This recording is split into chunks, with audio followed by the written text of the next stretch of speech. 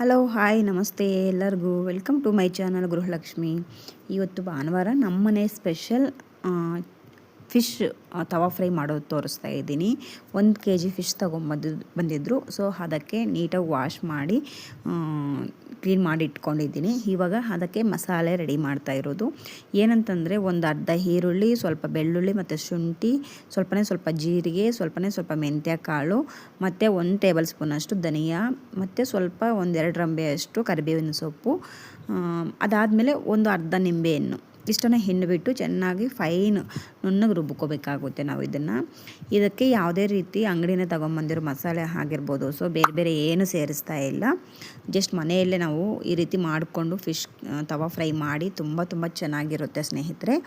ಅದಾದಮೇಲೆ ನಾನು ರುಬ್ಕೊಂಡಿದ್ದ ಆದಮೇಲೆ ಇದಕ್ಕೆ ಒಂದು ಪ್ಲೇಟ್ ತಗೊಂಡ್ಬಿಟ್ಟು ಅದಕ್ಕೆ ಸ್ವಲ್ಪ ನಾನು ಚಿಲ್ಲಿ ಪೌಡರ್ ಅಂದರೆ ಖಾರದ ಪುಡಿ ಹಾಕ್ತಾಯಿದ್ದೀನಿ. ಅಚ್ಚು ಖಾರದ ಪುಡಿ ಮತ್ತು ಸ್ವಲ್ಪ ಒಂದು ಚಿಟಿಕೆ ಅಷ್ಟು ಅರಿಶಿನ, ಸ್ವಲ್ಪ ಅಕ್ಕಿ ಹಿಟ್ಟನ್ನು ಹಾಕ್ತಾಯಿದ್ದೀನಿ. ಅಕ್ಕಿ ಹಿಟ್ಟಿಲ್ಲ ಅಂದರೆ ನೀವು ಮೈದಾ ಹಿಟ್ಟು ಹಾಕ್ಕೋಬೋದು, ಇಲ್ಲ ಕಾರ್ನ್ಫ್ಲೋರ್ ಆದರೂ ಹಾಕ್ಕೋಬೋದು.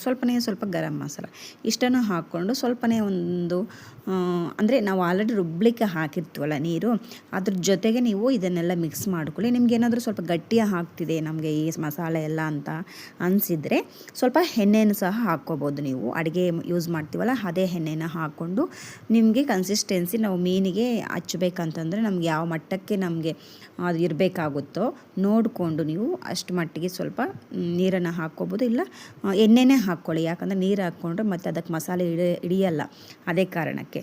ಸೊ ಇವಾಗ ನೋಡಿ ಈ ರೀತಿ ಕಲಿಸ್ಕೋಬೇಕಾಗುತ್ತೆ. ಉಪ್ಪು ಎಲ್ಲ ಒಂದ್ಸಲಿ ಟೇಸ್ಟ್ ಮಾಡಿ.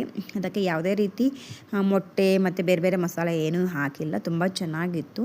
ಸ್ವಲ್ಪ ಉಪ್ಪು ಖಾರ ಎಲ್ಲ ನೀವು ಒಮ್ಮೆ ಟೇಸ್ಟ್ ಮಾಡಿ ನೋಡಿ, ಆಮೇಲೆ ನೀವು ಯೂಸ್ ಮಾಡ್ಕೋಬೋದು. ನೋಡಿ ಮೀನು 1 kg ಮೀನು ಈ ರೀತಿ ಇದು ಯಾಕೆ ಸೆಂಟ್ರಲ್ಲಿ ಈ ರೀತಿ ಕಟ್ ಮಾಡ್ತಾ ಇದ್ದೀನಿ ಅಂತಂದರೆ ತುಂಬ ದಪ್ಪ ಕೊಡ್ಸ್ಕೊಂಡ್ಬಂದಿದ್ದಾರೆ. ಸೊ ನಾವು ಮೇಲ್ಮೇಲೆ ಹಚ್ಚೋದ್ರಿಂದ ಮಸಾಲೆಗಳು ಒಳಗಡೆ ಉಪ್ಪು ಖಾರ ಎಲ್ಲ ಹಿಡಿಯಲ್ಲ, ಸಪ್ಪೆ ಇರುತ್ತೆ. ಸೊ ಆದ್ದರಿಂದ ಹಲ್ಲಲ್ಲಿ ಈ ರೀತಿ ನಾನು ಚಾಕು ತಗೊಂಡು ಕಟ್ ಮಾಡ್ತಾ ಇದ್ದೀನಿ. ಆ ರೀತಿ ಕಟ್ ಮಾಡೋದ್ರಿಂದ ನಾವು ಮಸಾಲೆ ಎಲ್ಲ ಚೆನ್ನಾಗಿ ಅಪ್ಲೈ ಮಾಡಿದಾಗ ಚೆನ್ನಾಗಿ ಉಪ್ಪು ಖಾರ ಎಲ್ಲ ಚೆನ್ನಾಗಿ ಪೀಸ್ಗೆ ಮಾಂಸಕ್ಕೆಲ್ಲ ಹಿಡಿಯುತ್ತೆ ಅಂತಂದ್ಬಿಟ್ಟು ಎಲ್ಲನೂ ನಾನು ಈ ರೀತಿ ಮಾಡಿಕೊಂಡು 1 hour ಫ್ರಿಜ್ಜಲ್ಲಿ ಇಟ್ಟಿದ್ದೆ ಸ್ನೇಹಿತರೆ. 1 hour ಆಫ್ಟರ್ ತೆಗೆದುಬಿಟ್ಟು ಈ ರೀತಿ ತವಾದ ಮೇಲೆ ಸ್ವಲ್ಪ ಎಣ್ಣೆಯನ್ನು ಹಾಕ್ಕೊಂಡು ಈ ರೀತಿ ಸ್ವಲ್ಪ ಮೀಡಿಯಮ್ ಫ್ಲೇಮಲ್ಲಿ ಇಟ್ಕೊಂಡು ಸ್ವಲ್ಪ ಈ ರೀತಿ ನಾವು ಸುಡ್ಕೊತಾ ಇದ್ದೀವಿ. ಒಂದೇ ಸಲ ನೀವು ಆಯಿಲ್ಗೆ ಹಾಕಿದೆ ಅಂತಂದರೆ ತಿನ್ನಲಿಕ್ಕಾಗಲ್ಲ, ತುಂಬ ಆಯಿಲ್ ಅನಿಸುತ್ತೆ, ಬೇಗ ಬೇಯುತ್ತೆ, ಆದರೆ ತಿನ್ನಲಿಕ್ಕಾಗಲ್ಲ. ಸೊ ಈ ರೀತಿ ತವಾ ಫ್ರೈ ಮಾಡಿಕೊಂಡ್ರೆ ನಮಗೆ ಎಷ್ಟಾದರೂ 1-2-3 ಪೀಸ್ ತಿನ್ಬೋದು ಒಬ್ಬೊಬ್ಬರು. ಸೊ ಅಷ್ಟು ಚೆನ್ನಾಗಿರುತ್ತೆ. ಸೊ ನೋಡಿದ್ರಲ್ಲ ಸ್ನೇಹಿತರೆ, ಈ ರೀತಿ ಒಂದು ಕಡೆ ಇಟ್ಟು ಇನ್ನೊಂದು ಕಡೆ ಅಟ್ಲೀಸ್ಟ್ ಒಂದು 5 ನಿಮಿಷ ಆದರೂ ನಮಗೆ ಚೆನ್ನಾಗಿ ಬಾಯ್ಲ್ ಮಾಡ್ಕೋಬೇಕಾಗುತ್ತೆ, ಅಂದರೆ ಸುಡ್ಕೋಬೇಕು ಈ ರೀತಿ ಹೆಂಚು ಮೇಲೇ. ತುಂಬ ಚೆನ್ನಾಗಿ ಇದೆ, ನನಗೆ ಟೇಸ್ಟ್ ತುಂಬ ಇಷ್ಟ ಆಯಿತು. ನೀವೊಮ್ಮೆ ಟ್ರೈ ಮಾಡಿ ಹೇಗಿದೆ ಅಂತಂದ್ಬಿಟ್ಟು ಕಾಮೆಂಟ್ ಮಾಡಿ. ಇದ್ರ ಜೊತೆಗೆ ಸ್ವಲ್ಪ ಅನ್ನ ರಸ, ಜೀರಿಗೆ ರಸ ಏನಾದರೂ ಮಾಡಿ ಇಟ್ಕೊಂಡು ಸೈಡಿಗೆ ಇದು ಹಾಕ್ಕೊಂಡು ತಿಂತಿದ್ರೆ ಇರುತ್ತೆ, ತುಂಬ ಸೂಪರಾಗಿರುತ್ತೆ. ಒಮ್ಮೆ ನೀವು ಟ್ರೈ ಮಾಡಿ. ಸೊ ಯಾರಾದರೂ ಹೊಸದಾಗಿ ಚಾನಲ್ ನೋಡ್ತಿರೋದಾದರೆ ಪ್ಲೀಸ್ ಚಾನಲ್ಗೆ ಸಬ್ಸ್ಕ್ರೈಬ್ ಮಾಡ್ಕೊಂಡು ನೋಡಿ.